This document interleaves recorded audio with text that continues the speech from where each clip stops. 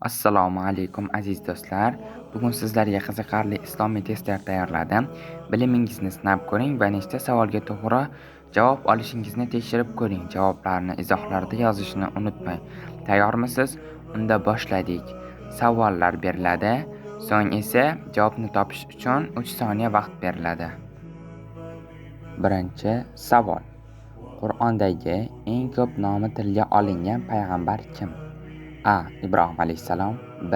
Nuh alayhissalom. C. Muso alayhissalom. D. Iso alayhissalom.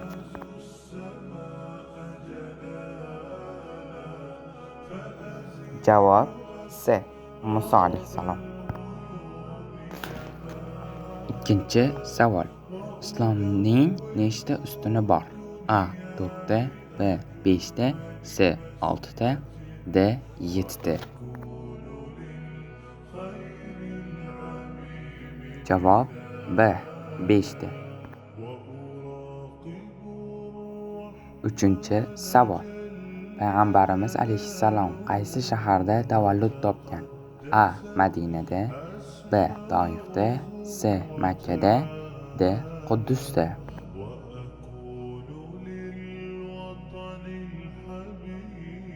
Javob C. Makkada. To'rtinchi savol. Qur'oni Karim nechta suradan iborat? A. 110 ta. B. 112 ta. C. 114 ta. D. 116 ta.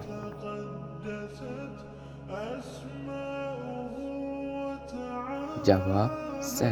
114 ta. Beshinchi savol. Ramazon oyidan keyin qaysi hayit keladi? A. Qurbon hayiti. B. Ro'za hayiti. C. Mavlud. D. Oshuro.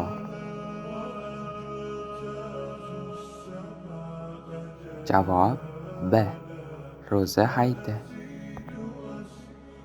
Oltinchi savol. Ka'ba qaysi shaharda joylashgan? A. Madinada. B. Toifda. C.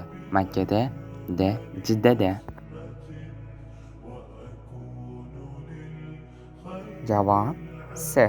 Makkada. Yettinchi savol. Farishtalar nimadan yaralgan? A. Tuproqdan. B. Nurdan. C. Suvdan. D. Olovdan.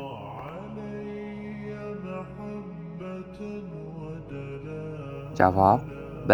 Nurdan. Sakkizinchi savol. Alhamdulillah so'zining ma'nosi nima? A. Alloh buyukdir. B. Allohdan kechirim so'rayman. C. Barcha hamd Allohgadir. D. Allohdan o'zga iloh yo'q.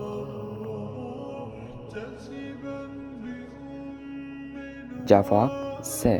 Barcha hamd Allohgadir. To'qqizinchi savol. Bir kunda nechta farz namoz bor? A. 3 mahal. B. 4 mahal. C. 5 mahal. D. 6 mahal.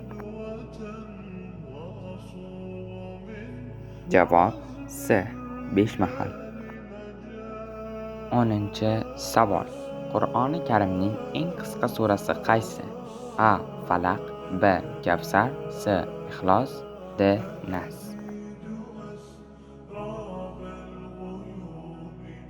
Javob B. Kavsar. Test tugadi. Nechta savolga to'g'ri javob berdingiz? Natijangizni izohlarda yozib qoldiring. Video yoqqan bo'lsa like bosishni unutmang va yangi islomiy testlarni o'tkazib yubormaslik uchun kanalga obuna bo'ling. Assalomu alaykum va rahmatullohi va barakatuh.